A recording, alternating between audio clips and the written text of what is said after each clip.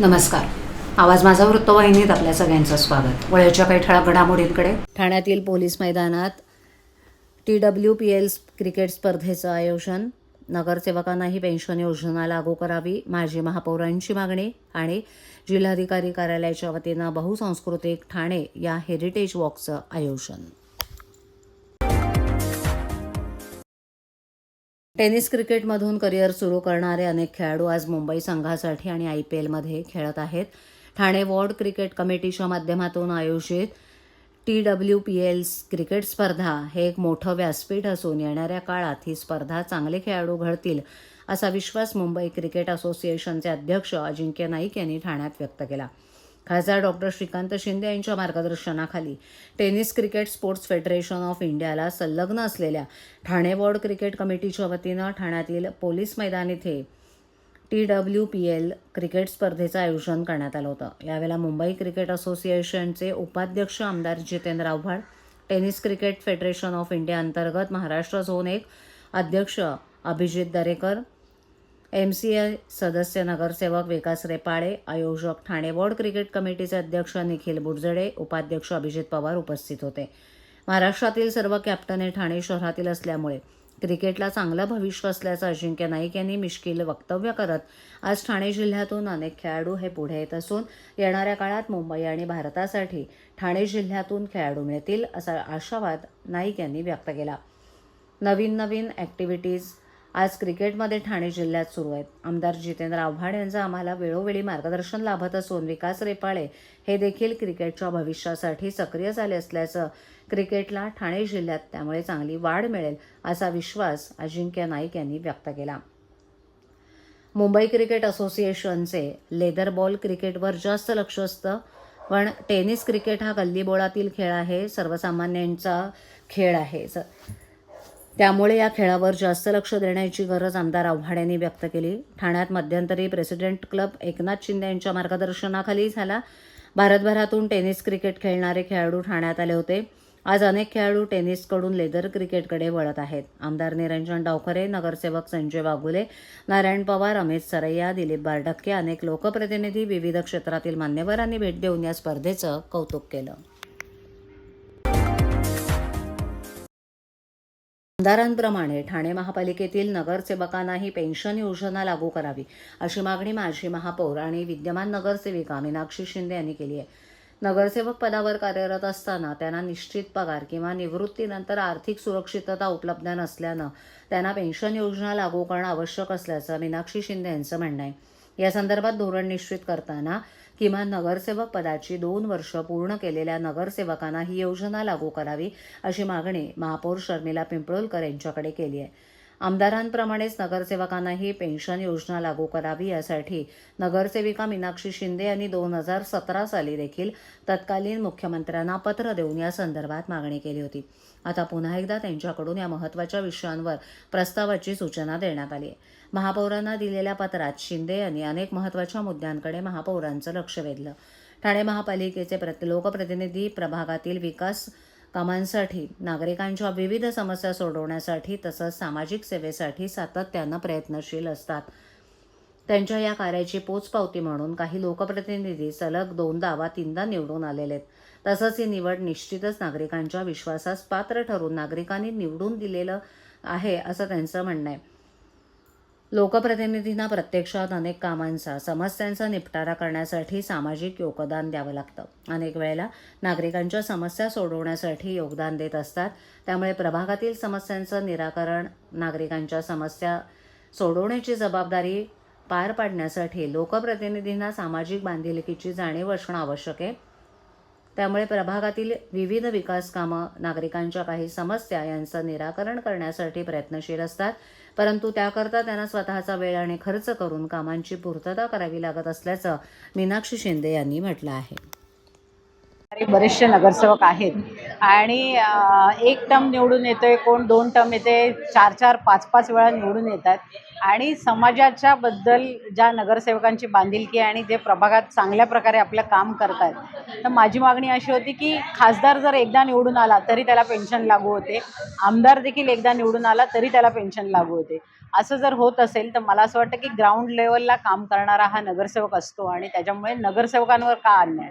नगरसेवकांना देखील अशा प्रकारे पेन्शन देण्यात यावी अशी माझी मागणी आहे. 18 एप्रिल हा दिवस जागतिक वारसा दिन म्हणून सर्वत्र साजरा केला जातो. या विशेष दिवसानिमित्त आज ठाणे जिल्हाधिकारी कार्यालयाच्या वतीनं बहुसांस्कृतिक ठाणे या हेरिटेज वॉकचं आयोजन करण्यात आलं होतं. या हेरिटेज वॉकची सुरुवात सुप्रसिद्ध पुरातन कोपिनेश्वर मंदिरापासून झाली. त्यानंतर मासुंदा तलाव, Saint John Baptist church, Parsi synagogue, Jain मंदिर, मुस्लिम धर्मियांचे सामाजिक भवन या ठिकाणी भेट देऊन शेवटी समारोप टाऊन हॉल इथे करण्यात आला. या हेरिटेज वॉकमध्ये अप्पर जिल्हाधिकारी हरिश्चंद्र पाटील, उपजिल्हाधिकारी सर्जेराव मस्के, उपजिल्हा निवडणूक अधिकारी वैशाली माने, उपजिल्हाधिकारी शशिकांत गायकवाड, कल्याण प्रांताधिकारी विश्वास गुजर, जिल्हा माहिती अधिकारी मनोज सानप, उपमुख्य कार्यकारी अधिकारी अविनाश फडतरे, शिवछत्रपती पुरस्कार विजेत्या जिल्हा क्रीडा कार्यालयाच्या अद्वैता मांगले, क्रीडा मार्गदर्शक श्रद्धा तळेकर इत्यादी अधिकारी उपस्थित होते. या हेरिटेज वॉक दरम्यान संदेश औडण यांनी मार्गदर्शकाची भूमिका अत्यंत चोखपणे बजावली. भेट दिलेल्या प्रत्येक वास्तूचं ऐतिहासिक महत्त्व, त्या वास्तूविषयीची वस्तुनिष्ठ माहिती, त्याचे संदर्भ अशी वैविध्यपूर्ण माहिती त्यांनी यावेळेला दिली. त्यांना ज्येष्ठ इतिहास अभ्यासक सदाशिव टेटविलकर, इंटेकचा सहसंयोजक ॲडव्होकेट दिव्या ठाकूर, सिने अभ्यासक संतोष पाठारे, दूरदर्शन प्रसिद्ध निवेदिका मानसी आंबडेकर, कार्यक्रम छायाचित्रकार जय मनोरे या सगळ्यांची मोलाची साथ लाभली. जिल्हाधिकारी डॉक्टर श्रीकृष्ण पांचाळ, निवासी उपजिल्हाधिकारी डॉक्टर संदीप माने, उपजिल्हाधिकारी रुपाली भालके यांच्या संकल्पनेतून आयोजित करण्यात आलेल्या या हेरिटेज वॉकचं अतिशय उत्कृष्ट नियोजन तहसीलदार सचिन चौधर आणि अश्वमेध प्रतिष्ठानचे संस्थापक, पुरातत्व अभ्यासक आणि मानद वन्यजीव संरक्षक महाराष्ट्र राज्य अविनाश हरड यांनी केलं.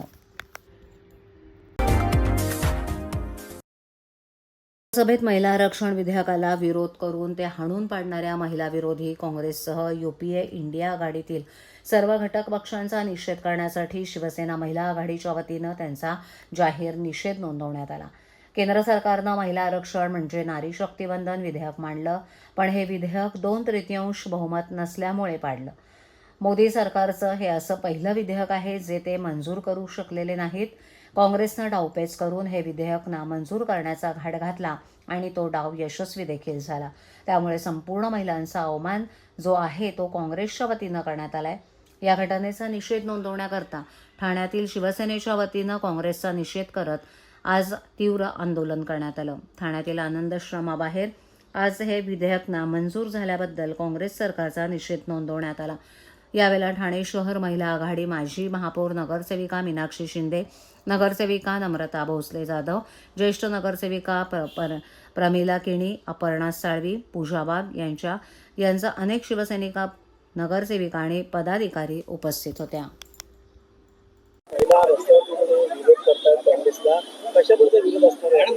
मला असं वाटतं की सगळ्या महिला निषेध म्हणून आज रस्त्यावर उतरलेल्या आहेत. काल संसदेमध्ये महिला आरक्षण विधेयक नामंजूर करण्यात आलं. खऱ्या अर्थाने महिलांचा कुठेतरी सन्मान होत असताना ह्या कोणत्या मनोवृत्तीच्या विरोधकांना हे बघवत नव्हतं आणि त्याच्यामुळे त्यांनी हे विधेयक नामंजूर केलेलं आहे. खरं तर त्यांचं हे फेल्युअर आहे, कारण महाराष्ट्राच्या किंवा भारताच्या राजकारणामध्ये महिलांचं एक वेगळं स्थान आहे आणि त्या स्थानाचा सन्मान करण्यासाठी मोदी साहेबांनी हे आरक्षण विधेयक आणलं होतं आणि त्याला कुठेतरी विरोधाला विरोध करायचं म्हणून अशा प्रकारे त्यांनी हा विरोध दाखवला आणि हे विधेयक नामंजूर केलं. खऱ्या अर्थाने तळागाळातली जी महिला आहे ती आज विधानसभेमध्ये असेल किंवा संसदेत असेल तिथं जाण्याचा मार्ग मोकळा होणार होता, पण कुठेतरी काँग्रेसनी अशा प्रकारची मनोवृत्ती दाखवून हे विधेयक नामंजूर केलेलं आहे. तर खरं तर सगळ्या विरोधकांचं आम्ही निषेध करतोय. मॅडम, कुठेतरी बहुमत असताना देखील एखादं विधेयक नामंजूर होणं नेमका यामध्ये काय हे असतं? मला असं वाटतं की बहुमताचा आकडा जरी असेल तरी अशा प्रकारचे विधेयक मंजूर होत असताना 2/3 मेजॉरिटी लागते आणि ती मेजॉरिटी आपल्याकडे नव्हती. कारण 272ला जरी पंतप्रधान बसत असतील तरी 352 हा आकडा आपल्याला 2/3चा पाहिजे होता आणि 54 मतांनी कुठेतरी आपण हे विधेयक आपल्या नामंजूर झालेलं आहे. तर मला असं वाटतं विरोधकांनी त्यावेळी जर आपल्याला मदत केली असती तर आज महिलांसाठी हा मार्ग मोकळा झाला असता.